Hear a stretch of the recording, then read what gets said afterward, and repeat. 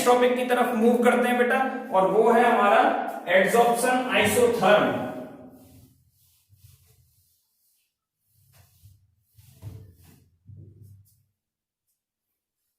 Next topic क्या है बेटा? Adsorption.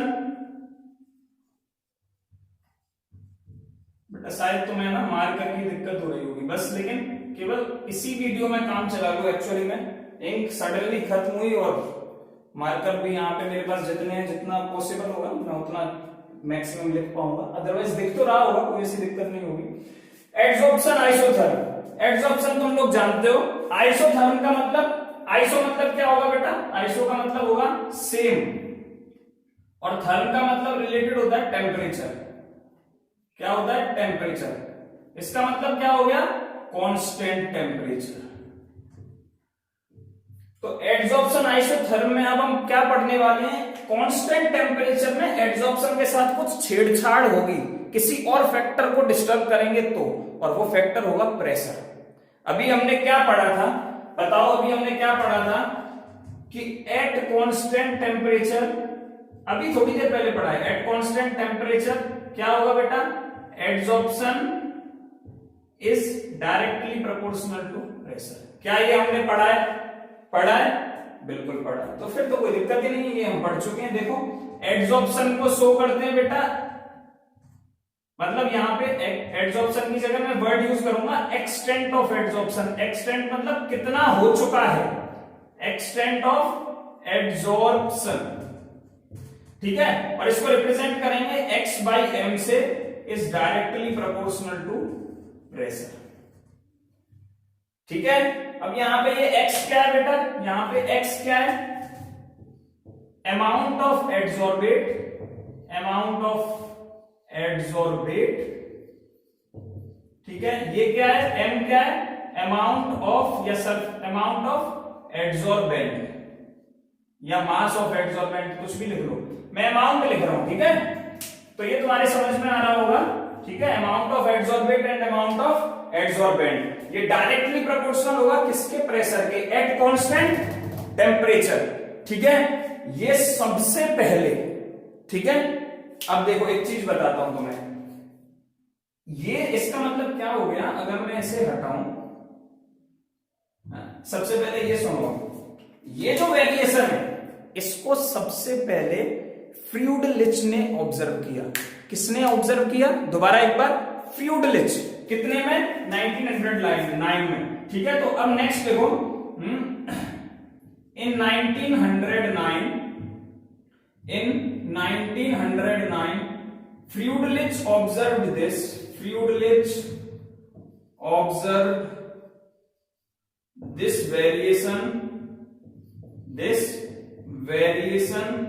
of pressure, sorry, of extent of adsorption,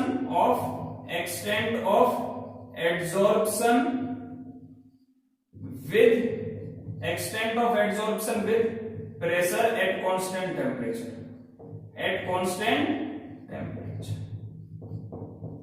ठीक है। ये तो मैं लिख लेना है, ठीक है। फ्यूडलिच ने भी यही देखा कि भाई जो x बाई एम है वो किसके डायरेक्टली प्रोपोर्शनल आ रहा है? p के। फिर इसने क्या किया? प्रोपोर्शनलिटी का साइन हटाया, x by m equal to k p, pressure के ऊपर टर्म और दिया इसने 1 बाई एम, ठीक है बेटा। अच्छा ये तुम्हें पता है x बाई एम क्या है? एक्सटेंट ऑफ एड्सॉर्प्शन, लिख देना इसके नीचे, where x by m is the extent of adsorption, k and 1 by m, K and M are Friedrich constant,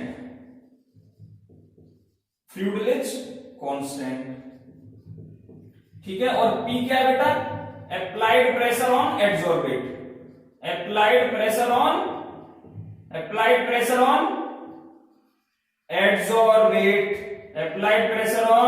adsorbate, कोई डाउट इस टॉपिक में? अभी तक कोई दिक्कत नहीं होनी चाहिए। अच्छा अब इसका ग्राफ बनाते हैं, ठीक है। इसका क्या बनाएंगे बेटा? हम ग्राफ बनाएंगे, फटाफट जल्दी जल्दी, होशियार बच्चे जल्दी जल्दी पढ़ते हैं। अरे सर अगर हम इंटेलिजेंट होते तो हम कुछ भी नहीं कर पाते फिर भी, ठीक है, इंटेलिजेंट तो तब बनोगे जब पढ़ोगे, ठीक है, ऐसा है क्या? इंटेलिजेंट वही होता है जो पढ़ता है? नहीं, ये गलत बात है, ठीक है। हाँ, ये जरूरी नहीं कि हर पढ़ने वाला इंटेलिजेंट हो, ठीक है, लेकिन ये फैक्ट है कि हर इंटेलिजेंट जिस भी फील्ड में पढ़ाई कर रहा है, जिस भी फील्ड में उसकी स्टडी है, कमांड है, वो जोरदार होगी, ठीक है, ये फिक्स है, ठीक है।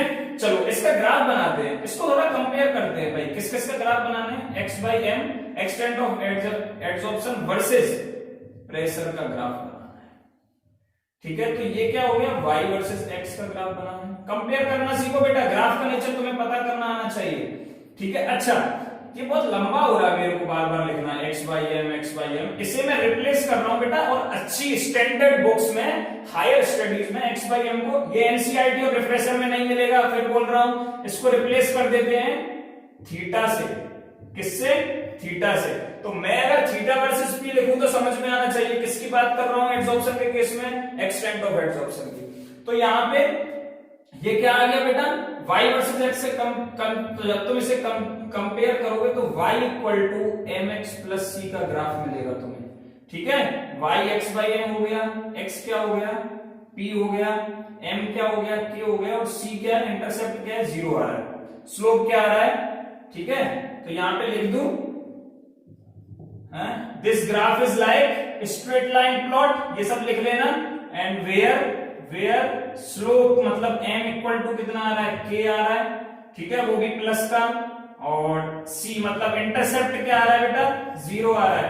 तो ग्राफ बनाएंगे इसका, तो इंटरसेप्ट 0 मतलब ओरिजिन से कट करेगा, कहां से कट करेगा? ओरिजिन से कट करेगा। स्लोप पॉजिटिव है तो ऐसे, नेगेटिव होता तो ऐसे होता। तो ग्राफ यहां से ड्रॉ करो, ऐसा ग्राफ मिलेगा। किस किस का ग्राफ है ये? x by m versus p का। किसका ग्राफ हुआ बेटा? x by m versus p का। कोई दिक्कत नहीं। बट ये तो मिल गया, ये फ्यूडलिच ने ये ऑब्जर्व किया, लेकिन फ्यूडलिच जैसे जैसे स्टडी करता गया, जैसे जैसे फ्यूडलिच ने स्टडी की, तो उसने कुछ और चीज देखी। वो क्या चीज थी कि प्रेशर जब स्टार्टिंग में ओरिजिन पे था तो ये ग्राफ काम करता है, ये जो है ये काम कर रहा है, ये वाला जो ग्राफ हमने बनाया स्ट्रेट लाइन प्लॉट, ये काम कर रहा है। बट जैसे जैसे उसने प्रेशर हाई किया, फिर बीच मतलब थोड़ा मीडियम प्रेशर पे आया, ठीक है, फिर थोड़ा और प्रेशर मतलब जब हाई प्रेशर पे चला गया बेटा, हाई प्रेशर पे चला गया, तो इसने देखा कि जो एड्सॉर्प्शन का जो क्राइटेरिया वो क्या हो गया? कांस्टेंट हो गया। वो क्या हो गया? कांस्टेंट हो गया। तो इसने 3 वेरिएशन देखे। ये जो ग्राफ हमें थ्योरेटिकल मिल रहा है वो प्रैक्टिकल नहीं मिला, तो मैं यहां लिख रहा हूं, नेक्स्ट लाइन लिखोगे तुम, this theoretical graph was not matched with Friedlich's practical study. तो ये ग्राफ गलत हो जाता है प्रैक्टिकल स्टडी। क्या सर पहले सही, पहले गलत पढ़ाते हो फिर सही पढ़ाते हो? गलत। देखो, दिमाग की कैपेसिटी किसकी ऑब्जर्व करने की ज्यादा है? गलत की, है ना। तुम्हारा दिमाग ज्यादातर खुरापाती चीजें पहले याद रखता है, मेरा भी, ठीक है। तो फिर क्या है, पहले गलत पढ़ो फिर सही याद रहेगा, आराम से याद रहेगा, ठीक है। मैं कहां गलती कर रहा हूं वो तुम्हें पता होना चाहिए बस, ठीक है। तो फिर क्या हुआ? तो 3 केस बना रहा हूं मैं, एट लो प्रेशर बेटा, ठीक है, और दूसरा बनेगा एट मीडियम प्रेशर या एट मॉडरेट प्रेशर, और तीसरा एट हाई प्रेशर, ये 3 केस बनेंगे। बाकी मैं सब मिटाने जा रहा हूं, बाकी मैं बेटा सब मिटाने जा रहा हूं, मैं ये ग्राफ भी मिटा रहा हूं, ठीक है, ये सब मिटा रहा हूं। अच्छा, मैं एक प्रैक्टिकल डेटा तुम्हारे सामने लिख रहा हूं जिससे तुम्हें ऐसा ना लगे कि वास्तव में क्या हुआ, ठीक है। मेरे पास डेटा है, शायद तुम्हें, ठीक है। मैंने क्या किया, फ्यूडलिच वाली इक्वेशन लिखी, x by m equal to k p 1 by m, ठीक है बेटा। मैंने क्या किया यहां पे, ये जो n है, इफ n इक्वल टू 2 कर दिया, क्या कर दिया, n की वैल्यू फिक्स कर दी मैंने 2, ठीक है। तो यहां पे ये जो ग्राफ है इसमें क्या चेंज देखने को मिल रहा है वो देखो, प्रेशर ये मैंने 2 फिक्स कर दिया, मतलब ये वैल्यू क्या हो गई 0.5 हो गई। अब तुम कैलकुलेट कर लेना, मतलब कैल्सी लेके, ठीक है, सॉरी मैं कैल्सी बोलता हूं उसको तुम्हें, ठीक है। तो तुम्हें ये मिलेगा, कुछ वेरिएशंस दिखा रहा हूं अलग अलग प्रेशर्स पे, है ना, थीटा। और जब प्रेशर 0 था, यहां पे क्या आ गया, इसका मतलब x/m, मतलब इसको मैंने थीटा से रिप्लेस कर दिया, theta equal to k P के ऊपर 0.5 आ गया। अब तुम्हें वैल्यूज रखनी है, प्रेशर की जगह वैल्यूज चेंज करते जाना, थीटा चेंज होता चला जाएगा। यहाँ 0 रखो, यहाँ पे 0 रखो, देखो के तो बेटा कांस्टेंट है, हर एक केस में के कांस्टेंट रहेगा। तो तुम एक चीज नोट कर सकते हो कि थीटा पूरी तरह से डायरेक्टली प्रोपोर्शनल है पी के ऊपर 0.5 वाली वैल्यू से।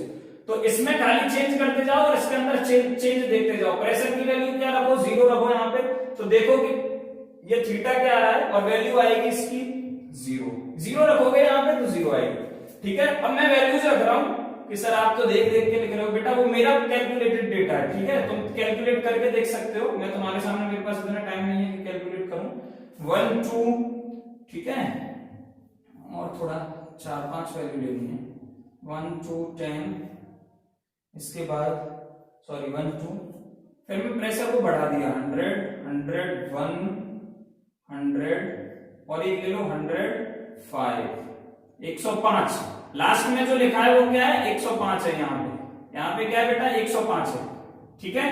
क्या दिख रहा है तुम्हें अच्छे से, क्या दिख रहा है? नहीं तो जूम कर दूं, थोड़ा सा जूम कर दूं, हाँ अब ठीक है, अब दिख रहा होगा, ठीक है बेटा। चलो 0.1, जब मैंने प्रेशर की वैल्यू 0.1 रखी तो मुझे यहाँ पे 0.31 थीटा की वैल्यू मिल रही है। जब मैं 0.2 रख रहा हूं तो 0.4 मिल रही है, 1 मिल रही है, ठीक है। मतलब देखो जैसे जैसे प्रेशर इंक्रीज हो रहा है वैसे वैसे ये डिक्रीज हो रहा है, सॉरी वैसे वैसे ये इंक्रीज हो रहा है, लेकिन अब क्या है, स्लो पड़ जाएगा, इसका इंक्रीमेंट स्लो पड़ जाएगा। वो कैसे पड़ेगा, 2 रखा मैंने तो इसका 1.4 आया, लेकिन जब मैं यहाँ पे प्रेशर 100 रख रहा हूं तो मुझे 10 मिलेगा, तो भी 10 मिलेगा, ये 10 मिलेगा। ये प्रैक्टिकल ऑब्जर्वेशन रहा किसका, फ्लूइड का, किसका, फ्लूइड का, ठीक है। कब, जब मैंने यहां n की वैल्यू फिक्स कर दी 2। ये n क्या है, ये n केवल एक फ्लूइड का कांस्टेंट है जिसमें उसने प्रेशर के वेरिएशंस देखे हैं। प्रेशर कुछ फैक्टर्स पे डिपेंड करता है, ठीक है, उन फैक्टर्स को मिला के उसने एक कांस्टेंट बना दिया, दैट इज 1/n, ठीक है। और इसने बोला कि ये जो n है, ये जो n है, ये क्या हुआ बेटा, यहाँ एक इंटीजर है सिंपल, जिसकी वैल्यू कोई भी होल नंबर हो सकती है, जिसकी वैल्यू कोई भी होल नंबर हो सकती है, और रेंज होनी चाहिए 0.1 to 1.0। इससे ज्यादा वैल्यू किसकी नहीं होनी चाहिए, n की नहीं होनी चाहिए, 1 से ज्यादा वैल्यू, अदरवाइज फ्लूइड का ग्राफ काम नहीं करेगा। मतलब x/m इक्वल टू kp जो डायरेक्टली प्रोपोर्शनल आ रहा है ना p के, वो काम नहीं करेगा और नहीं कर रहा है। देखो मैंने n इक्वल टू 2 ले लिया जबकि 1 होना चाहिए, मैंने 2 ले लिया। मैंने वेरिएशंस देखना स्टार्ट किया, भाई स्टार्टिंग में तो मुझे ये वाला इंक्रीमेंट मिल रहा है, लेकिन बाद में क्या हुआ, ये धीमे धीमे कांस्टेंट हो गया। Theta versus p, high pressure पे जाओ, देखो ये ग्राफ हुआ x/m है, ये और कुछ नहीं है, थीटा क्या है, x/m है। तो लो प्रेशर पे, लो प्रेशर मतलब ये प्रेशर इंक्रीज हो रहा है, इधर की बात कर रहा हूं, इंक्रीज हो रहा है। देखो थीटा मतलब एड्सॉर्प्शन इंक्रीज हो रहा है, जैसे जैसे हम प्रेशर बढ़ा रहे हैं वैसे वैसे यहाँ पे इतना था, इतना है, इस वाले प्रेशर पे इतना है, इस वाले प्रेशर पे इतना है, इस वाले प्रेशर पे इतना है, यहाँ पे इतना है, यहाँ पे भी इतना है। मतलब ये वाले और ये वाले तो बराबर आ रहे हैं, वही तो दिखाने की कोशिश कर रहा हूं। अगर वैल्यू n की 2 है, 1 से ज्यादा हुई और तुमने प्रेशर इंक्रीज किया तो वैल्यू क्या हो जाएगी, कांस्टेंट हो जाएगी। तो 3 केसेस बन गए, बनाना 3 केसेस, ये डेटा तुम्हें लिख लेना है अपने समझने के लिए। चलो अब मैं मिटा रहा हूं और 3 केसेस बनाऊंगा। क्या सर, एक केस में तो हमारी हालत खराब हो जाती है और आप इतने सारे बना रहे हैं। चलो केसेस की बात करते हैं। एट लो प्रेशर जो x बाई एम है वो डायरेक्टली प्रोपोर्शनल है बेटा किसके, P के। तो ये वाला जो लो है, ये वाला जो इक्वेशन है x के P equal to 1 by m काम करेगा, ठीक है, काम करेगा, कोई दिक्कत नहीं होनी चाहिए। एट लो प्रेशर पे ये होगा। एट मॉडरेट प्रेशर पे x by m is directly proportional to, मैंने यहां पे लिख रखा है मॉडरेट प्रेशर पे कि P रेस टू, यहां पे भले ही तुम 1 बाई एम ना भी लिखोगे तो भी चलेगा, ठीक है। एट लो प्रेशर पे तो ये सही है, कोई सा भी प्रेशर हो, तुमने n की वैल्यू कुछ भी ले रखी हो, लेकिन लो प्रेशर पे हमने n की वैल्यू जब 2 ले रखी थी, ज्यादा ले रखी थी 1 से, तब भी तो इंक्रीज कर रहा था लो प्रेशर पे, ठीक है। तो लो प्रेशर पे n की वैल्यू कुछ भी हो, x by m directly proportional होगा किसके, प्रेशर के, है। एक बार मॉडरेट प्रेशर को बाद में डिस्कस करेंगे, लेकिन हाई प्रेशर पे बेटा x बाई एम क्या हो जाएगा, कांस्टेंट हो जाएगा। तो मुझे अगर इक्वेशन से रिलेट करना है तो मैं ये लिख सकता हूं x by m equal to कि p की पावर 0 कर दो, कि p की पावर क्या कर दो, 0 कर दो, है ना। 1 बाई एम 0 कब होगा, जब उसमें 0 से डिवाइड होगा, ठीक है। तो ऐसा लिख सकता हूं मैं x बाई एम कांस्टेंट हो जाता है हाई प्रेशर पे, तो p इक्वल टू 0, ठीक है। ये खाली केसेस दिखा रहा हूं मैं तुम्हें, अभी कंबाइन करके बना दूंगा। मॉडरेट प्रेशर पे x by m equal to k p 1 by n, ये फॉर्मूला याद रखना है, बस एक ही चीज याद रखना, n should be smaller than 1, n should be smaller than 1। और अगर n की वैल्यू, ये न्यूमेरिकल पार्ट है इसका, ठीक है, एक ही शायद एक यही पार्ट न्यूमेरिकल है पूरी सरफेस केमिस्ट्री में, भाई सब थ्योरी है, याद रखना n की वैल्यू 1 होगी। अगर मैं यहाँ पे k p raise to n कर दूं, अगर मैं इस इक्वेशन को ऐसे भी लिख सकता हूँ x by m equal to k p raise to n, ये घबराना नहीं है, जब तुम हायर स्टडीज में बढ़ोगे तो ये भी लिखा हुआ मिल सकता है, लेकिन इस केस में n जो होगा ये कंपलसरी है कि 1 से ज्यादा होगा, बस इसको उलट देना, बात सॉल्व हो जाएगी, ठीक है। लेकिन फिलहाल तुम्हें ये याद रखना, फिलहाल केवल ये याद रखना है, इसे भूल जाओ। समझ में आया? तो तुम्हारे ये चीज समझ में आ गई होगी। क्या इन तीनों को कंबाइन करके एक ग्राफ बना दिया जाए? हाँ सर, जल्दी पार लाओ, हम तो थक गए। चलो इन तीनों को कंबाइन कर देते हैं और एक ग्राफ बना देते हैं। क्या होगा वो ग्राफ? वो ग्राफ होगा बेटा ये, इसे भी इधर लिख दो, x by m equal to k p raise to 1 by n where n is smaller than 1, ये याद रखना है ना। ये ग्राफ बनेगा x by m versus p, ठीक है। इसको और थीटा भी दिखा सकते हैं, ये मैंने तुम्हें बता दिया। यहां से ये ग्राफ बनना स्टार्ट होगा लो प्रेशर पे, ठीक है बेटा, फिर ये थोड़ा सा टर्न हुआ ये मॉडरेट प्रेशर पे, फिर पहले थोड़ा इंक्रीज कर रहा था, फिर धीमे धीमे कांस्टेंट हो जाएगा, ठीक है। तो जिस प्रेशर पे आके ये कांस्टेंट हो जाता है उस प्रेशर को बोल देते हैं सैचुरेशन प्रेशर। इसके बाद एड्सॉर्प्शन इंक्रीज नहीं होगा, सैचुरेशन प्रेशर, ठीक है। और ये ग्राफ कहां पे है? लो प्रेशर पे, ये मॉडरेट प्रेशर और ये हाई प्रेशर, ठीक है। कोई दिक्कत नहीं होनी चाहिए, ठीक है बेटा। अच्छा, इसका प्रैक्टिकल हमें जैसे k की वैल्यू या n की वैल्यू निकालनी है तो एक काम कर सकते हैं, इसी इक्वेशन को हम ऐसे भी कन्वर्ट कर सकते हैं, x by equal to k p raise to 1 by n, just take logarithm on both sides, क्या करेंगे बेटा? सिंपल है, log x बाई एम लिखेंगे equal to log k plus इसका log लेंगे तो log of p raise to 1 by m, ठीक है। log x बाई एम इक्वल्स log k, तुम्हें पता है इसे हम क्या लिख सकते हैं, बेटा 1 बाई एन log p लिख सकते हैं, 1 बाई एन log p। यहां से वैल्यूज निकाल सकते हो, अगर तुम्हें इसकी वैल्यू पता है और इसकी वैल्यू पता है तो तो तुम k की वैल्यू निकालो। ठीक है, अगर तुम्हें इन दोनों की पता है तो n की वैल्यू निकालो, कोई दिक्कत नहीं होनी चाहिए। तो इसका भी ग्राफ बना सकते हैं क्या? हाँ, इसका भी ग्राफ बना सकते हैं। log x by m versus y equal to, compare कर दो, log x by m versus log p का भी ग्राफ कभी कभी अलग से पूछ लेता है, तो तुम्हें ये याद रखने की जरूरत नहीं है, इससे तुम्हें ये कन्वर्ट कर सकते हो। ठीक है, एट द सेम उसी समय कन्वर्ट कर सकते हो। तो ये क्या हो गया, mx प्लस c, तो log के क्या हो गया बेटा, इंटरसेप्ट हो गया, मतलब कुछ इंटरसेप्ट आ रहा है, जो भी आ रहा हो, 1/n उसका स्लोप हो गया, तो एक नया ग्राफ मिल जाएगा, वो होगा ये। ठीक है, थोड़ा सा यहां से मिटा रहा हूं। ठीक है, log x by m versus p का।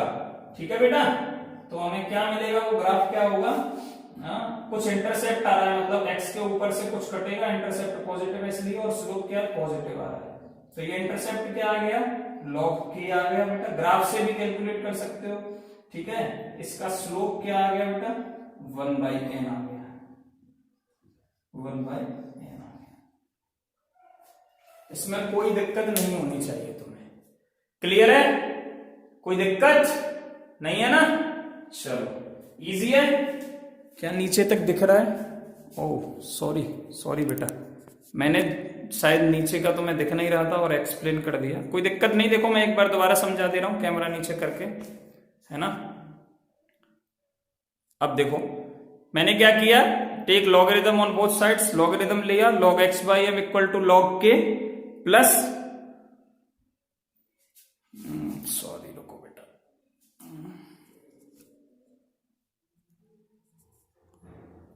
यहां से मिटा दिया, इसको क्या लिखेंगे, log p raise to 1/n, कोई दिक्कत नहीं है। ठीक है, अब कोई दिक्कत नहीं है। चलो अब मैं एक्सप्लेन कर सकता हूं, देखो अब। ठीक है, फिर उसको सॉल्व किया तो log p raise to 1/n को 1/n log p लिख सकते हैं, y equal to mx plus c से मैंने उसे कंपेयर किया। ठीक है, तो log x by m मैंने y माना है, log p को मैंने x माना है, तो स्ट्रेट लाइन ग्राफ आ गया। ठीक है, समझ में आया? ये फ्रूडलिच का प्रैक्टिकल डेटा है। ऊपर x by m versus p का ग्राफ बना हुआ है। सैचुरेशन प्रेशर किसे कहते हैं, हाई प्रेशर पे कांस्टेंट हो जाएगा, लो प्रेशर पे डायरेक्टली प्रोपोर्शनल, और मॉडरेट पे ये वाला जो फॉर्मूला है वो काम करेगा। और log x by m का पूछता है तो ये नीचे वाला काम करेगा। क्लियर? इसके न्यूमेरिकल्स हम नेक्स्ट वीडियो में देखेंगे। समझ में आ रही हैं चीजें? बहुत अच्छे से कमांड रखनी है। अब इसके हम न्यूमेरिकल नेक्स्ट वीडियो में देखेंगे। ठीक है बेटा, थैंक यू।